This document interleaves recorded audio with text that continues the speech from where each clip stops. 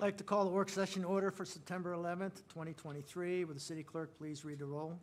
Let the record reflect that all members are present. Thank you. We have one item on the agenda. Would like to remind council the staff will be pausing intermittently to answer any questions.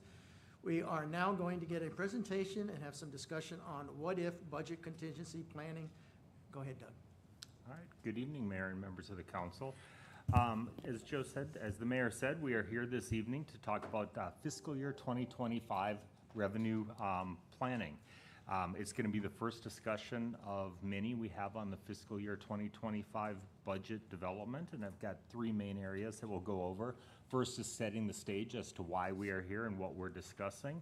Then I'll be going over our general fund revenue review. I know you're all familiar with what revenue's in the general fund, but I'm going to go through that and kind of walk through how flexible and adaptable some of those are. And then we'll go really into sales tax discussions, options, and some different what-ifs, and I'll really be looking for some council feedback on that portion of it. At any point during this discussion, if you want to stop and ask a question, please do, and if it's covered later, I'll let you know. Just said that. Setting the stage. One of the things we're talking about is, there we go, sorry about that. Recent legislative activity. That's the main reason that we are here. The number one reason is that there has been a lot of legislative activism that is directly targeted towards local government control, local government revenue. We're going to be focusing today on some of those that have a direct financial impact on the city. We won't touch on some of those that are just control related, that are unfinancial in nature, but there are many examples of those as well. I have listed up here several that have occurred in this last legislative session, as well as some ongoing ones that are brought up each and every legislative session. The first one is elimination of residential rental tax. That was passed and adopted and signed by the governor. That has an impact of about $5 million per year for the city of Goodyear, growing exponentially, actually, the way the residential rental is growing in the city. And we'll get into some more detail on that. One of the other ones is there was an elimination of personal property tax depreciation, or a change. It allowed corporations to depreciate their personal property faster. That actually had an impact of the general fund of about $750,000 per year. The legislature passed and adopted the elimination of the food tax. Thankfully, the governor vetoed that one. Had that went through, that would be about a $7 million per year annual hit. Corporate flat tax died a couple years earlier. However, there was a flat tax for on the personal side that did get passed. Along with that, there was some changes to state shared revenue to try to hold the city harmless on that. There is a short bump where we're actually making out better than we had without that elimination of the flat tax. But projections from the state and ourselves show that our income will actually go down due to the flat tax, and it would have went down even further with the corporate flat tax. Prime contracting, which is construction, there are always bills at the legislature directed towards construction activity. The home builders, developers, they have a big legislative lobby. They're always looking for a way that they could save $1 or $2, and construction sales tax is one of those areas that they look at. Everything from changing where the point of sale is, where right now it's where the construction happens. There's been pushes to change it to where the materials are purchased. That would have a big detrimental impact on the city. Just general tinkering when it comes to the construction area. So those are a lot of examples that would directly impact the general fund that have happened this last fiscal year, as well as in recent past. The one thing I wanted to stress as we're going through this, that they do have a direct impact on the city's general fund, but because of our strong financial position, we do have time to adapt. So I'm not coming here today saying we need to act today in order to offset the change that happened for residential rental. As everybody on council is aware, the general fund is our main operating fund of the city. That's where the majority of our activity, governmental activity, takes place. We're talking about externally imposed reductions in local revenue and how they impact the services that we provide. The chart that's shown up here shows where our expenditures go in the general fund. Public safety is 50% of our general fund budget, so you cannot have a major impact to our revenue without having an impact on where we spend our money. Public safety is the number one, followed from that is parks and recreation. So again, these are services that are direct services to our resident. When revenues get cut, there can be and will be an impact on the services that we provide. When revenues are reduced, we have two options. You can reduce expenditures or raise revenues. Those are really the two things. It's just like when you're at home. Expenditures, there's the reduction of expenditures where what we're spending today, we're actually going to have to spend less. That would be a reduction. There's slowing the rate of growth. Every year in the general fund, we add about $10 million of ongoing costs associated with the general fund, from salary increases to expanded personnel to expanded services. About $10 million per year is added in the general fund. That rate of growth can be slowed to accommodate revenue shortfalls or reductions. Or we can avoid adding new programs. Those are what we can do on the expenditure side. The discussion tonight, we are not going to talk about the expenditure side. It's going to be purely on the revenue side. The expenditure side will be a discussion as we move through the budget process moving forward. On the revenue side, it is as simply as if you want to address decreases in one area, you increase revenues in other areas, and we'll talk about some of that. As I stated, the city is in strong financial position, and for that reason, we are not here today talking about immediate changes to spending.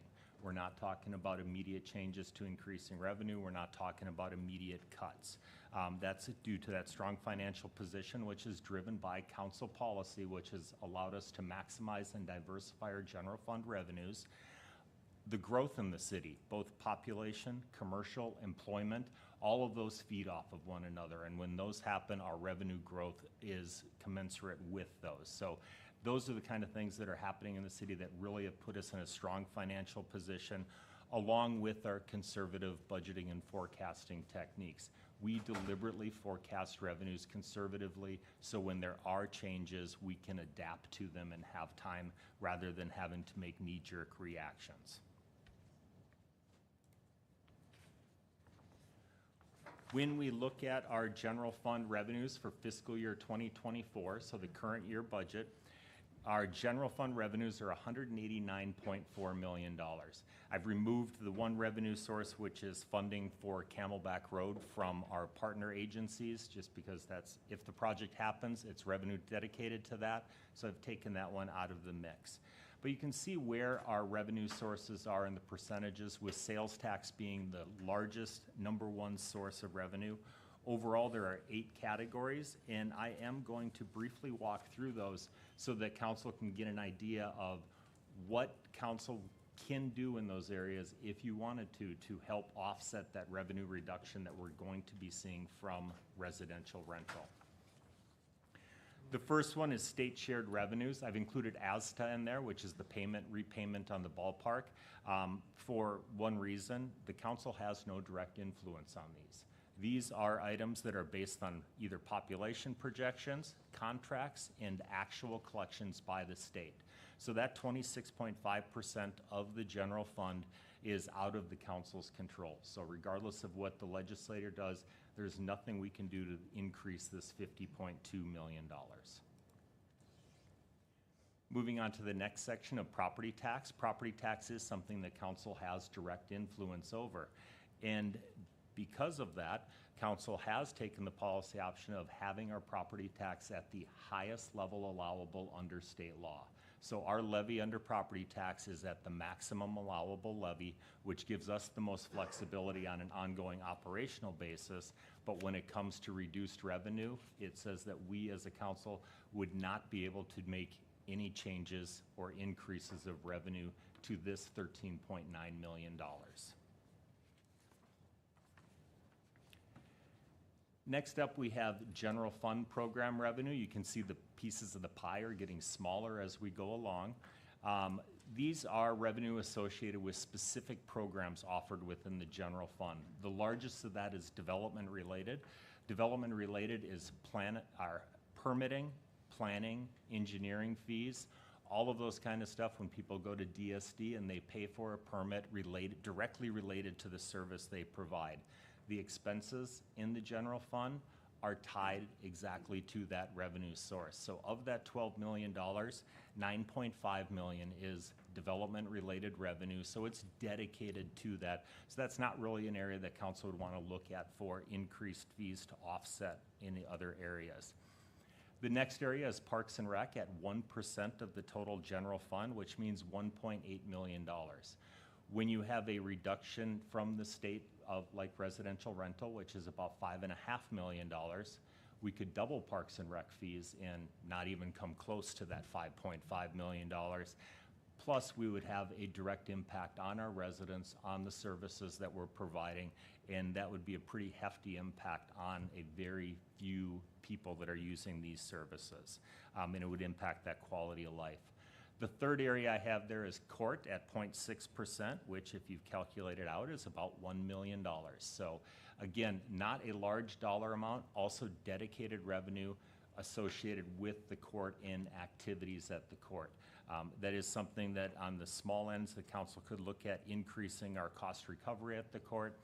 However, it would not offset that large reductions that we are seeing from the outside.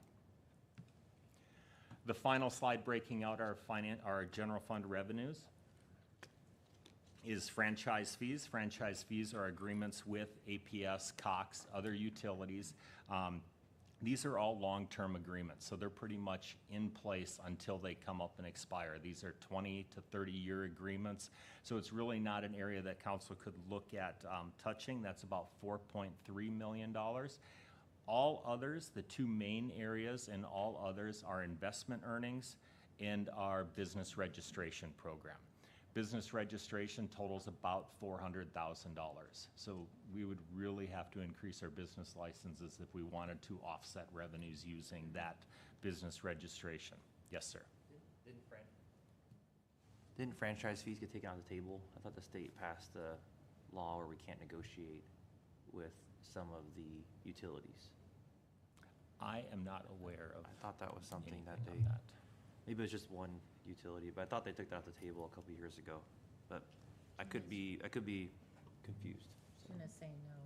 Well, I thought the franchise fees were set, because when they come to us, they're already in their contract. I thought there was and somehow we're limited to raising it or something.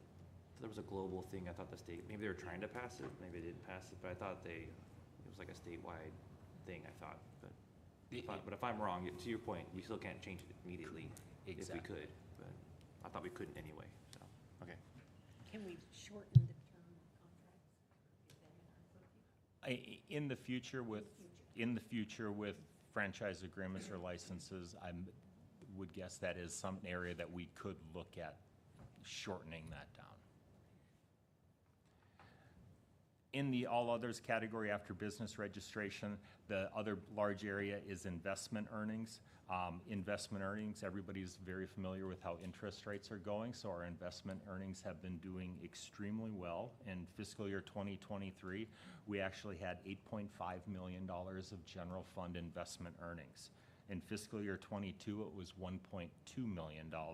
And if you go back to fiscal year 2017, it was $800,000.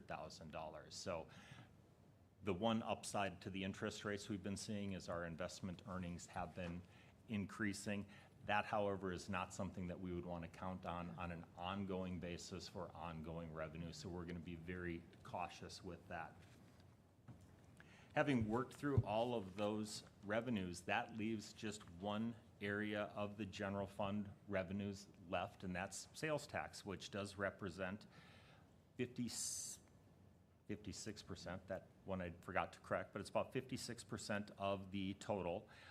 That is also the only area in the general fund revenue source-wise that is large enough and flexible enough to help us offset large externally driven revenue losses.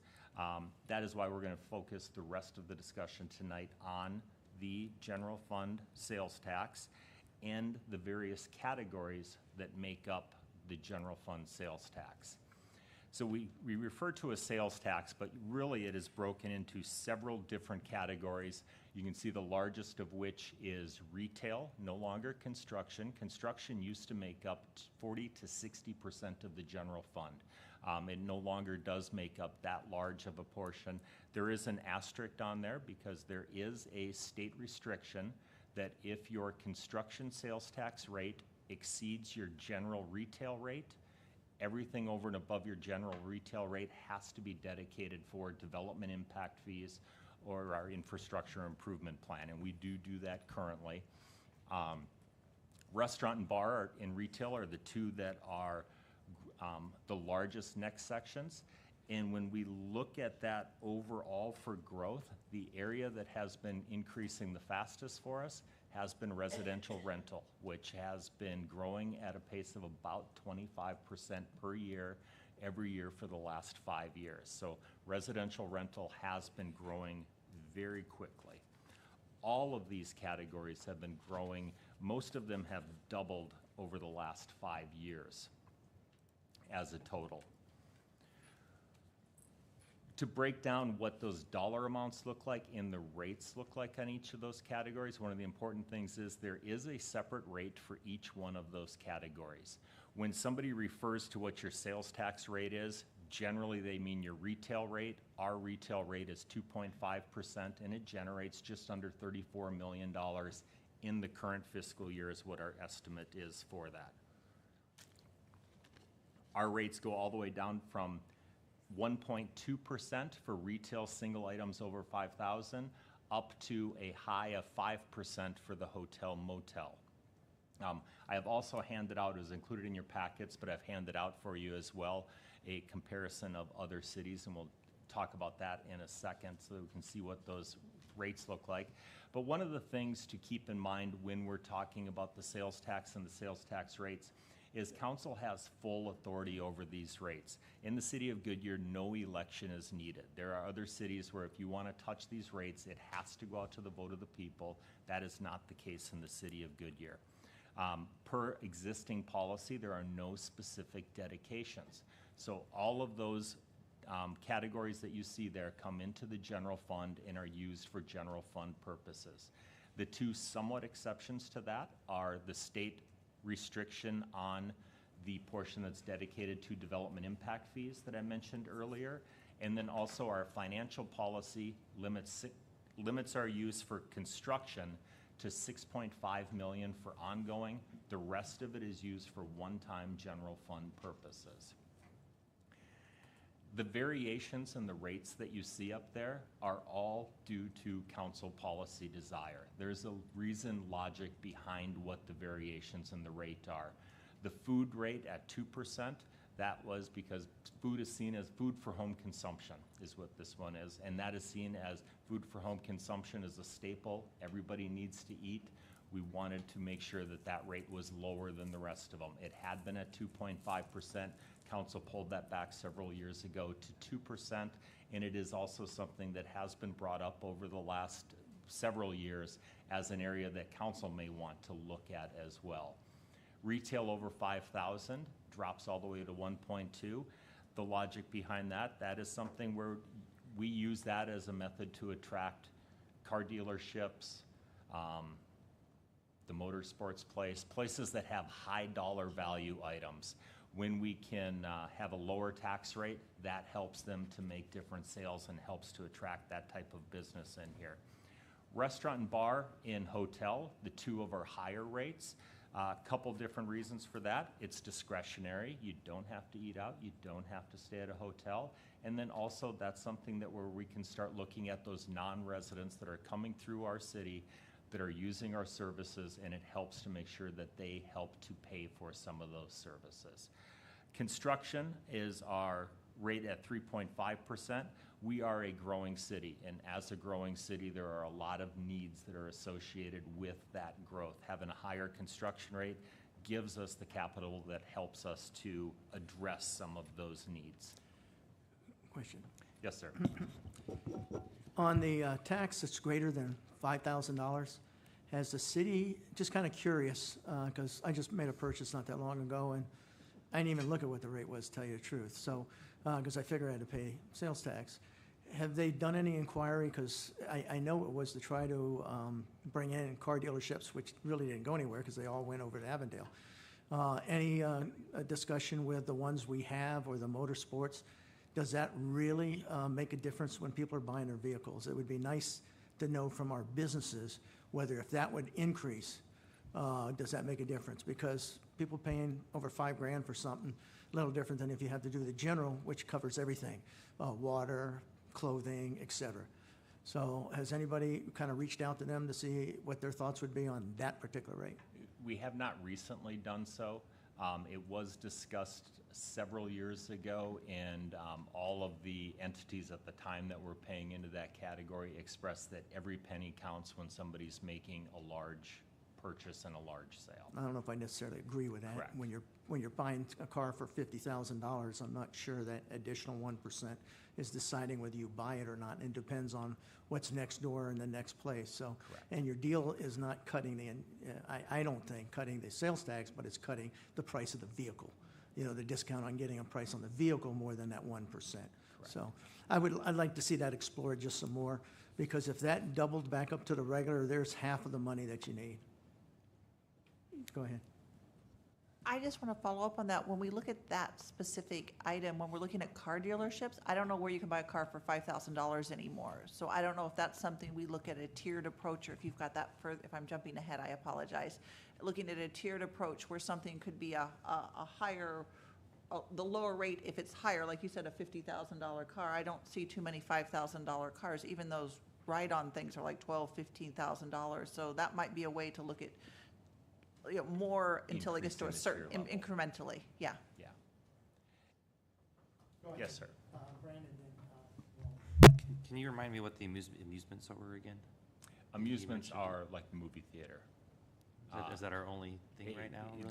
There's at least 10 in there, otherwise it would not be showing on here. I'll have to say that to make sure that I abide by our IGA with the Department of Revenue and confidentiality. So any of these categories have at least 10 taxpayers in it. But 10 amusements taxpayers, would be movie theaters, bowling alleys, anything that's, yes, trampoline places, exactly. Okay, just different than retail or things like that. Correct. And the rental of real property is not the apartments, it's the Airbnbs, it's the rental next door to my single-family home, things like that, right? Residential rental is the apartment, is the rental of long-term leases. Everything else would fall under that commercial rental. We've specifically broken out for this presentation, the residential rental. Airbnbs actually fall under the hotel motel category. Okay, so this is a lease, a one-year lease next to, so Correct. the state didn't get rid of, only apartments, they didn't get rid of. Only apartments, The person correct. next to in a neighborhood who's renting as well. Correct, that's Which what I think is like 25% of all houses or something, I don't know. There's a lot of So it is single-family. single family, so it's anything where it's a long-term lease. Okay. 30 days or greater falls under that residential rental, and that's what's included in there, and it's on the residential side. So whether it's an apartment, whether it's a single-family home, if it's being rented, that's what will be eliminated.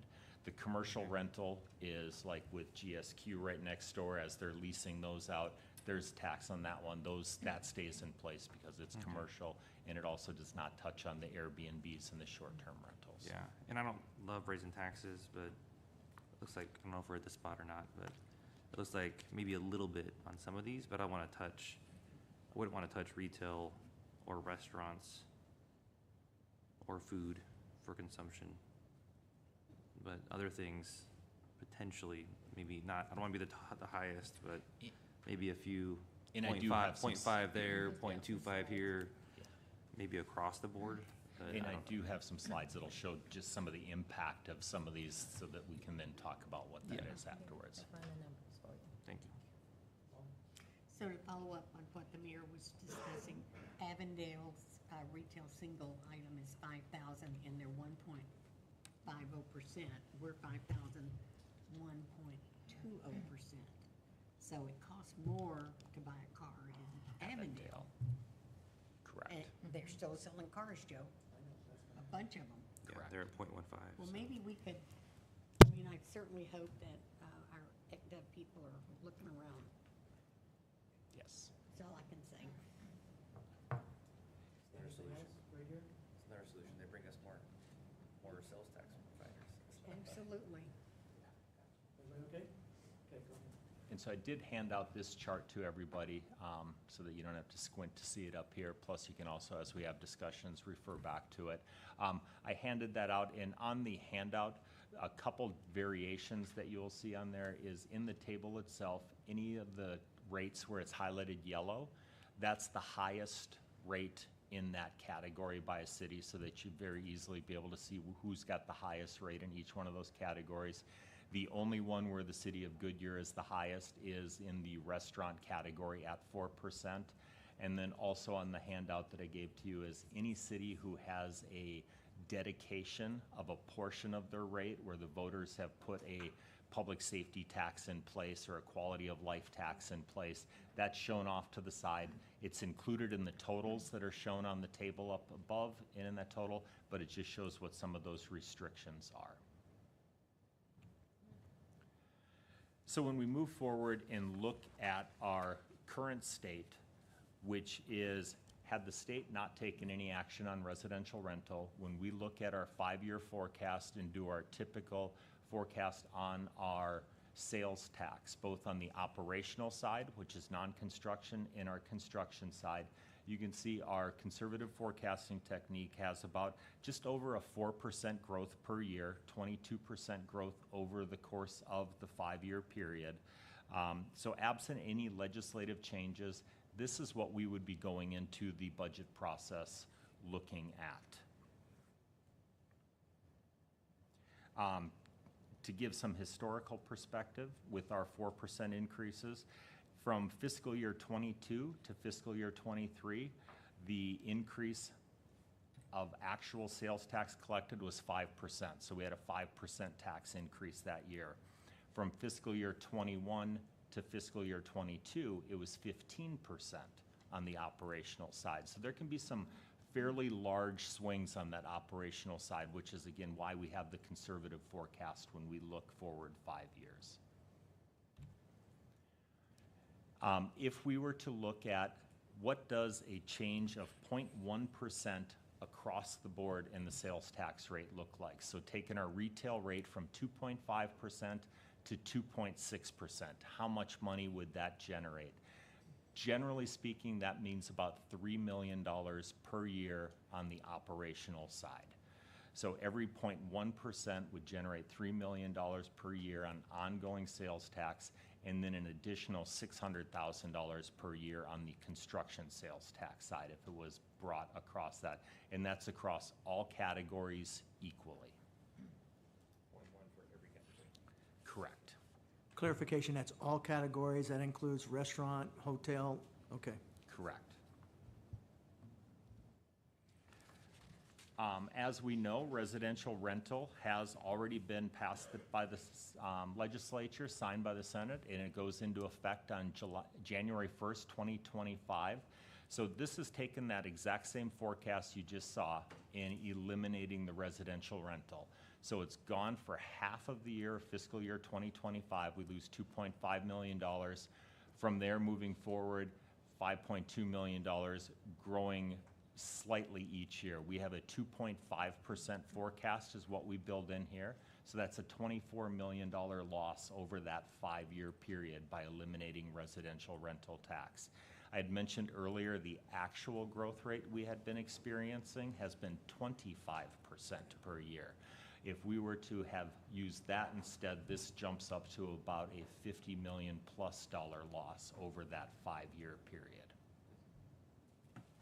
Does that also include all the, this is for the apartments we're losing, so does that include all the ones that are in the queue that are already, those factored in as well, the 10,000 plus units Correct. that That are would- coming on board over the Correct. next That would 5 years? that would get closer to that 25% growth that Yeah. we were seeing every year. Correct. Okay.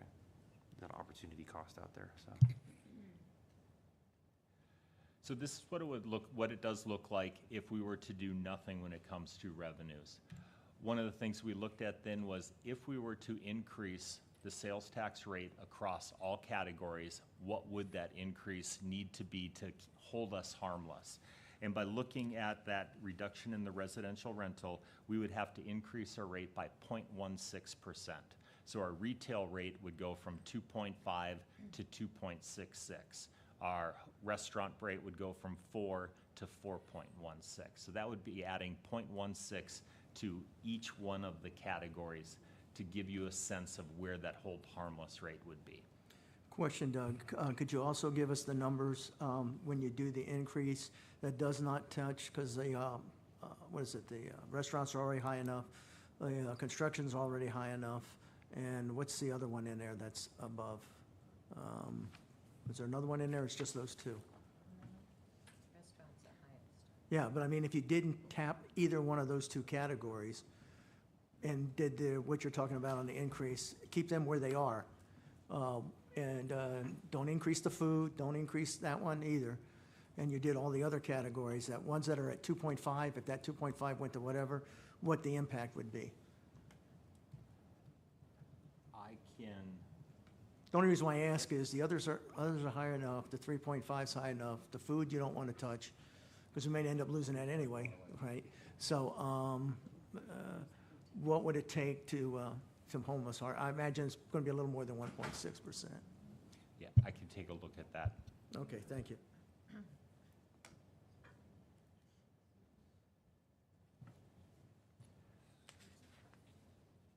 One of the other areas that we looked at, since residential rental is going away, and as we talked about, food has been something that council has talked about and the legislature has talked about. So we looked at what would be the impact with the removal of residential rental, and then if council decided to proactively eliminate the food tax. Both of these effective July 1st of 2024. You can see the annual impact. The annual impact of that starts out at about $12 million, increases to almost $14 million, about $62 million over that. So elimination of the food tax eliminates from the general fund about $44 million. The food tax is about 6% of the general fund revenue overall. It's something that council has talked about, so we thought we would look at what would it take if we were to continue with the residential rental elimination as we're required to do, but then add food in there. What would a modification to the general rate take to hold us harmless in that situation? And in that situation, it would be to add 0.45% to all other rates. So again, our retail rate would go from 2.5% to 2.95%. Not the highest, but real close to the highest. And then that would, again, across the board, put that 0.45% on each and every one of them. And that would hold us harmless. You can see over the course of the 5 years, we're down about $1 million on the ongoing side. If we were to apply it to construction, you would see you would actually increase on the construction side. However, I'm not focusing anything on the construction side because we can, one, not apply it to the construction portion of it.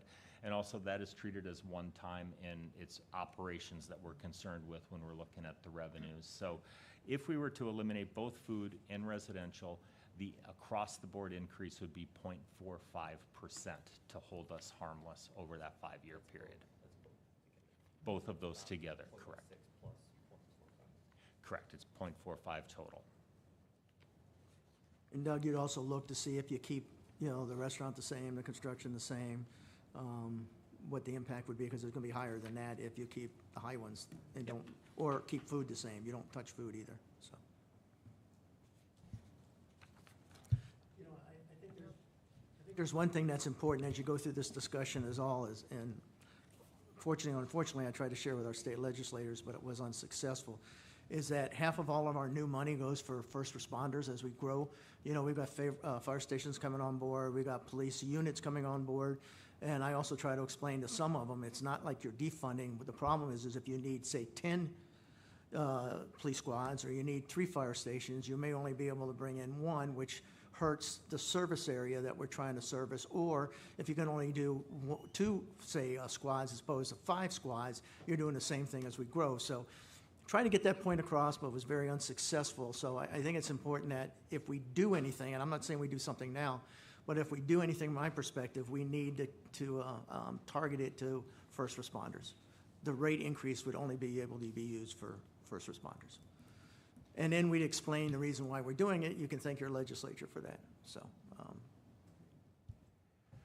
And I did just did a quick adjustment. If we were to eliminate residential rental and the food tax and increase by 0.5%, so from 2.5 to 3, leaving restaurant exactly where it's at, over the 5-year period, we would be down about $1 million. So it would take to about getting up to a 3% rate would relatively hold us harmless. One category? Across all categories except for restaurant, Also raising, okay. Raising what's 2.5 now, up to 3. not doing the retail single item. That would go up by 0.5% from 1.2 to 1.7. Or if you did a combination, got the Correct. 1.2 back up to 2 point something, depending on what the feedback is in there, you could lower some of the others down. Correct. Because that's getting quite a bit of it there if they're paying what everybody else is paying, so to speak. Correct. So, again, there's going to be some serious policy discussions as we move forward, depending on what they do in the state legislature this next session, because they seem to have an appetite of attacking local government, so, Exactly. thank you. Got another question? And, yeah, I'm on, so, and I'm sure other cities are having these same conversations, so I'm guessing that we're not gonna be the highest or an outlier potentially here too, depending on how other cities decide to tackle this as well. And then the second thing is, I said I don't like raising taxes, but is there any options for, I don't wanna target a certain group, but since we're losing it in the certain categories, is there a way to add something new that would make up that difference from that that population that was taken away, I guess? I don't know how to do that legally. That might be a different question, or if that's even an option. I don't know. We are, for the most part, limited to the categories that you see here. There would be some very small nuances within a category that you could do it that would have very minimal overall impacts. But otherwise, it is these categories that we would be limited to. I'm just trying to get creative, so. Thanks. So overall, we have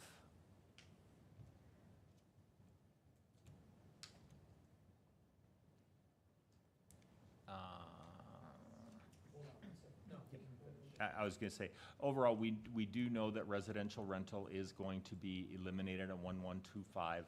Were we to make no changes, this is, as of today, what our budget going forward on sales tax would look like. We would have to make some adjustments based on this. We would go into the budget process looking at this. We do not make any kind of assumptions that the legislature is going to make us whole. There has been some discussion from the governor's office that at the next legislative session, they would try to make some activity to bring in some state money to make us whole. I'm not making any assumptions that that would happen. And with that, I would love to hear council discussion on.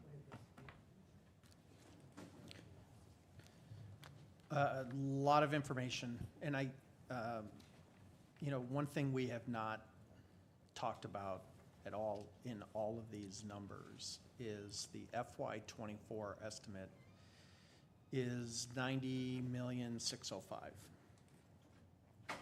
The FY25 estimate with these changes is $91,113. Correct.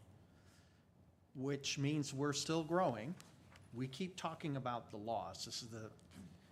And I'm going to apologize to my wife right now, but this is the same conversation we have when she shops at Kohl's. You know how much money I saved today? That is irrelevant to the conversation when we had this over the weekend. Irrelevant to the amount of money that you spent. Yeah, exactly. It's on sale.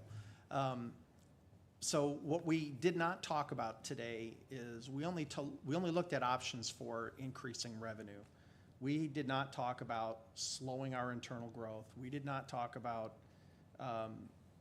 there's a whole, the other side of the ledger on this entire conversation needs to be had in the same kind of way as well. Can we go from FY '24 at 90 million to FY '25 at 91 million to from 90 million to 91 million? Can we make that growth? What does that look like? Does that perhaps look like we're not hiring 85 full-time employees and maybe we're only hiring 20? I mean, I don't know what those numbers look like. We need to have that discussion also.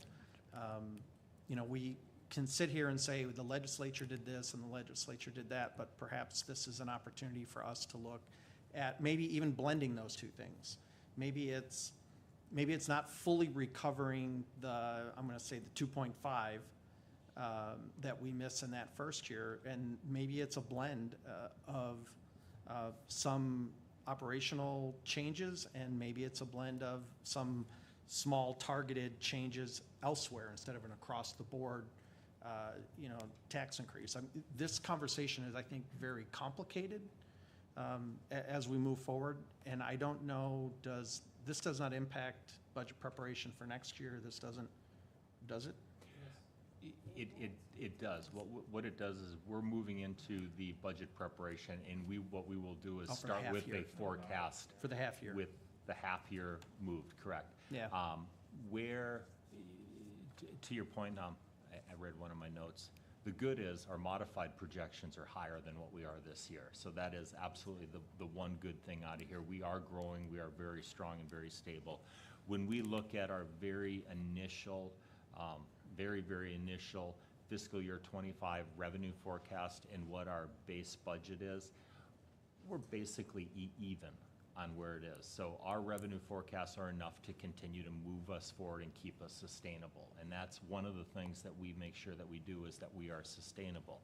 That's an early revenue forecast. So generally speaking, the revenue goes up as we go further along in it. So we didn't touch on the expenditure side because that is definitely a much more detailed and in-depth conversation than on the sales tax side. Right, and I think that's kind of my point, is I'm not suggesting that there's elimination of positions. I absolutely not suggesting that, but what we have not talked about is what does this look like on the expenditure side? What does blending of a little bit of revenue and a little bit of expenditure discussion, what does that look like? That step 2, step 3, what does targeted increases in some of these areas that perhaps it's our construction sales tax, perhaps it's our one time, which the mayor talked about. Maybe there's opportunities there for some adjustments. I absolutely agree that the days of the $5,000 car are certainly gone. And if you look at the landscape, I was trying to do the quick math here. The car dealers that are in Glendale, the car dealers that are in Peoria, the car dealers that are in Avondale, they certainly are not affected by our competitive 1.2%. We didn't affect that at all. So maybe there's an opportunity there. I think this perhaps is a great starting point for a conversation. But I can also get the sense that what this looks like, I think, globally is the headline. City of Goodyear considers tax increases. I mean, that's the headline tomorrow morning. And I don't think that's the message we are saying tonight, nor do I think that's the message we as a council want to say. I think this is just information, and we've got probably more work sessions on it, and I'll get off my box. And I think, to get to your point, Bill, that's not what he's saying. This is just one piece of soup part. The expense side isn't in there yet. So, no, we're not talking about raising taxes, all right? We're talking about the shortfall in the revenue. Now, where do you make it up? 2 options: cut expenses, raise revenue. It's a simple math problem. Right. So if you cut the expenses, you don't have to do the other. But the question is, we haven't had the discussion on the expense side yet.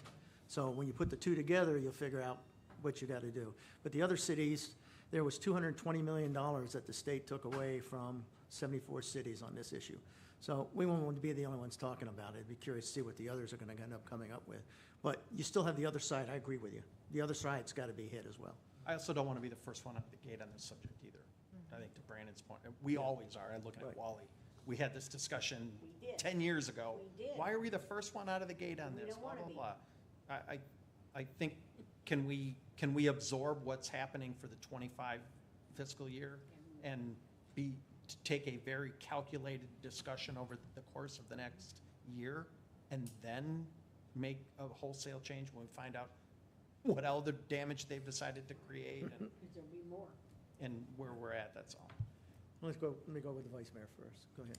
All right, well, first off, I wanted to thank Mayor Pizzillo for his tireless work and advocacy on this topic. I don't think any mayor tried harder than our mayor to lobby the governor's office, the legislators, and thanks to Jenna as well.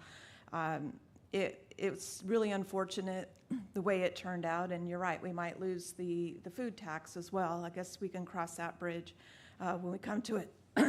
Certainly, I think we're all grateful for our conservative fiscal policies that isn't going to throw us off for this amount of money. And, you know, I was thinking since I've been on council, the trajectory has been upward every budget year incredibly. And so we've used the money to fund the lift, as it were, to go from a city of a certain stature to another level in terms of personnel, equipment, certainly significant investment in public safety. But I had a career in city government as well, and it's cyclical. It's never always sunshine and roses. There is a downside.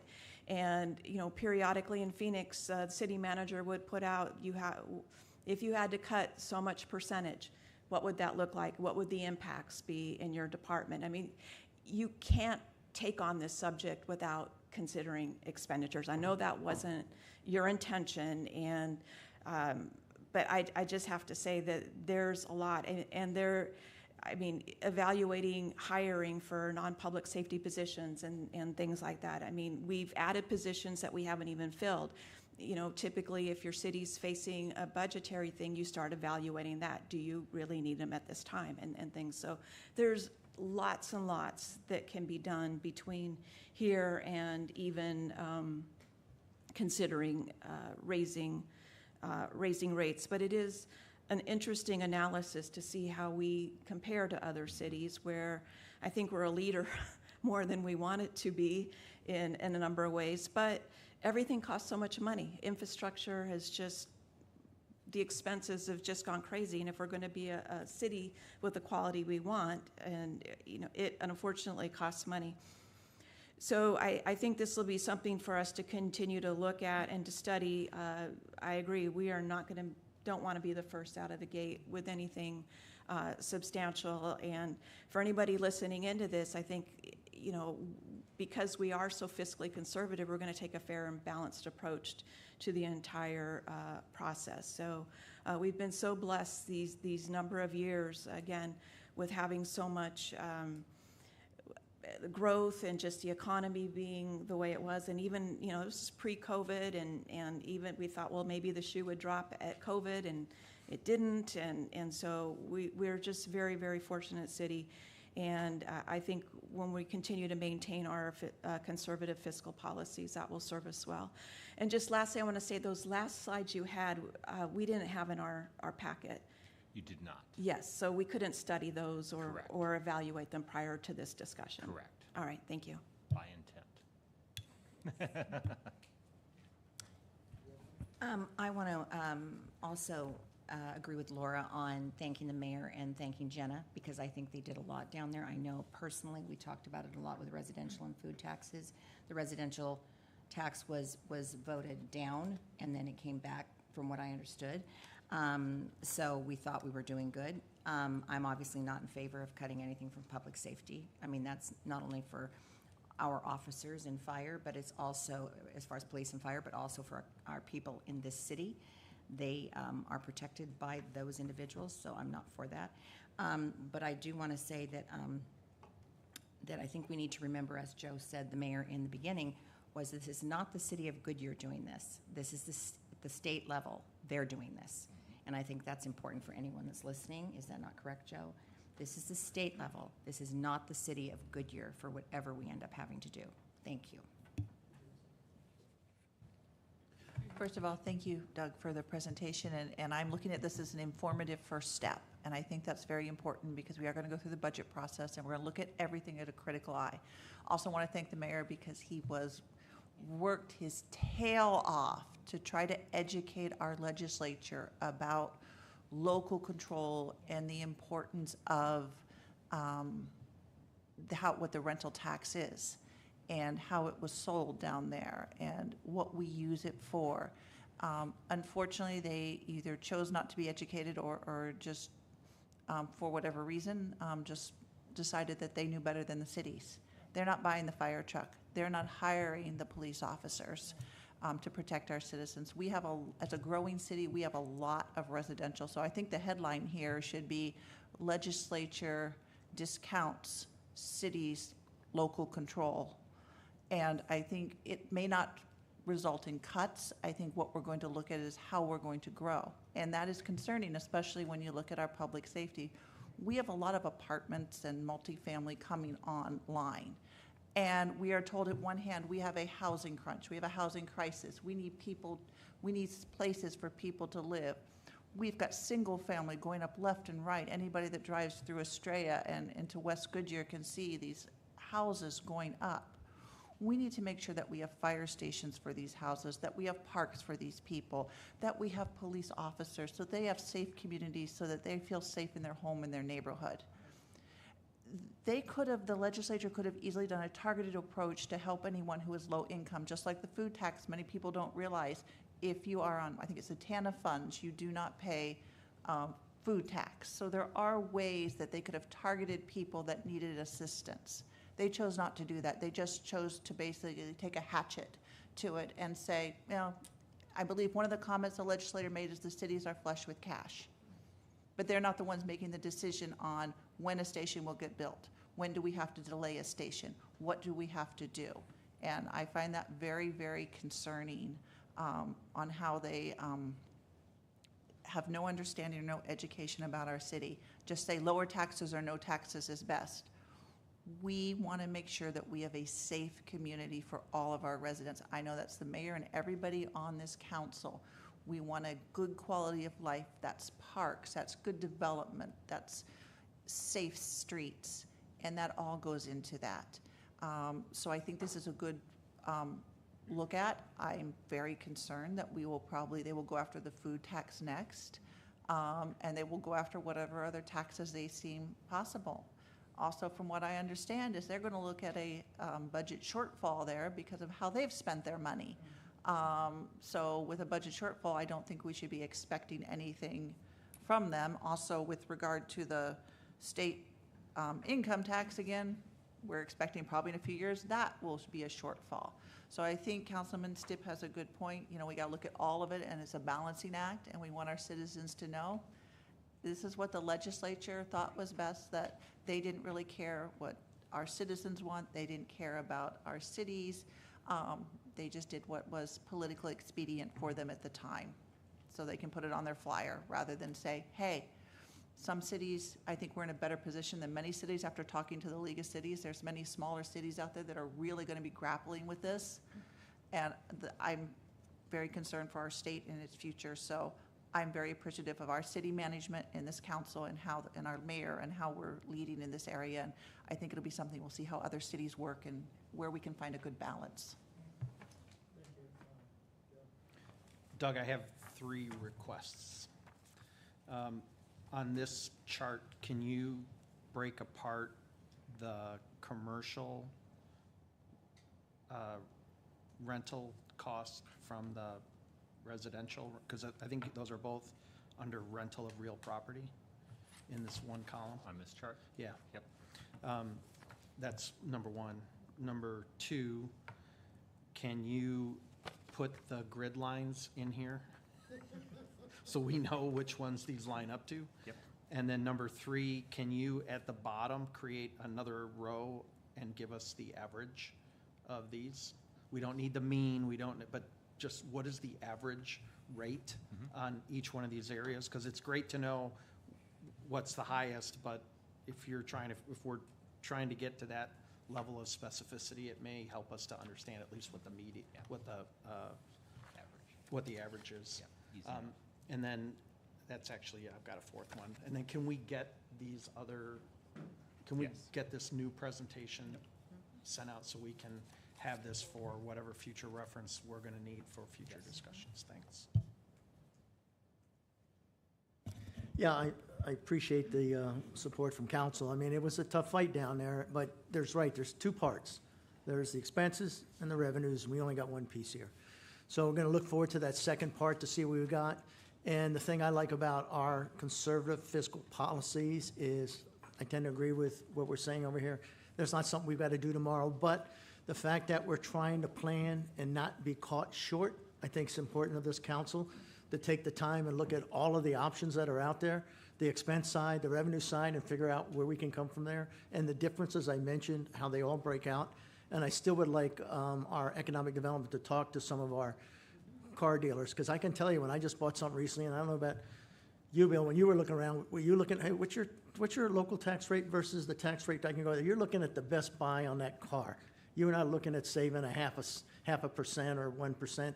And I really, I don't know, that's just me personally. I don't know if others think like that. I really don't believe that 0.2 is making more sales out there, those cars, than the others. So why would we be subsidizing those paying big dollars, if it comes down to that, than those that are paying for clothing and water and electricity, et cetera? That's just my two. But again, this is just part. This is not all of it. And I'll be looking forward to when we get the other half. But the fact that we're talking about it, I think it's good to get working on this so we have a plan. And we're always good about planning and addressing these things. And again, thank you. I appreciate the support. It's a tough fight. We lost on some of it. We didn't lose on all of it. We got the food tax veto, working with the governor's office. We did get that, okay? And the governor, last time we've met, and she's been fortunate to show up at several of our meetings, is that she does support local government. Unfortunately, the 400E, the rental tax seemed to be a what do you call it? Yeah, something like that. I think you got it there perfect, Stip. But anyway, does anybody have anything else? Because I guess we got 15 minutes to get started in the other one. We okay because we have a public hearing? We okay? We all right? Okay, first thing, can you all meet me over there? Guess what? We got new microphones. Yeah, so, yeah, yes. Yeah. So if we can meet over in the chambers, they're going to show us how to operate them. All right, with that, we all good? Yes. All right, meeting's adjourned.